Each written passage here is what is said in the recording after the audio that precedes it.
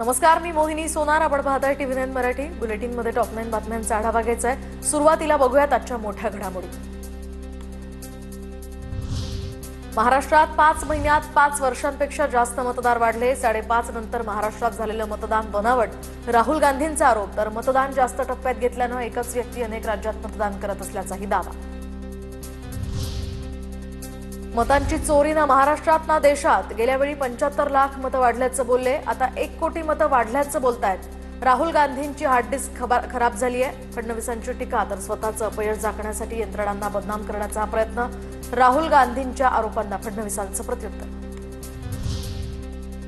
भाजप आणि निवडणूक आयोगानं मिळून मतं चोरली आहेत. सत्ताविरोधी मतदानाचा फक्त भाजपला फरक पडत नाही. राहुल गांधींचा हल्लाबोल.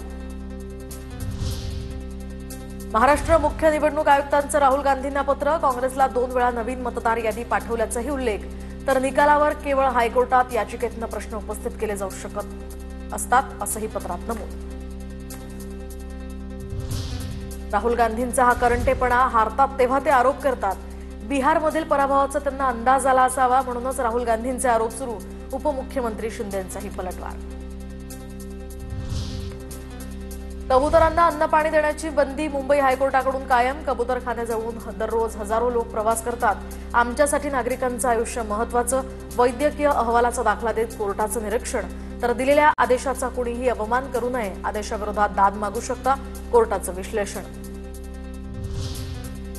गिरगाव चौपाटीवर कबुतरांना पोत्यानं धान्य देत असल्याचा व्हिडिओ व्हायरल. तर गिरगाव चौपाटीवर हायकोर्टाच्या आदेशाचं उल्लंघन. कबुतरांना खाद्य टाकू नका असा आदेश असताना सुद्धा पोत्यानं धान्य. हजारोंच्या संख्येनं गिरगाव चौपाटीवर कबुतर दाखल. लोकांचं आरोग्य अत्यंत महत्त्वाचं, पण कबुतरांसाठी देखील जागा शोधणं महत्त्वाचं आहे. मात्र आता पर्यायी जागा महानगरपालिका आणि सरकार नक्की शोधेल. हायकोर्टाच्या निर्णयावर मंत्री मंगलप्रभात लोढांची प्रतिक्रिया.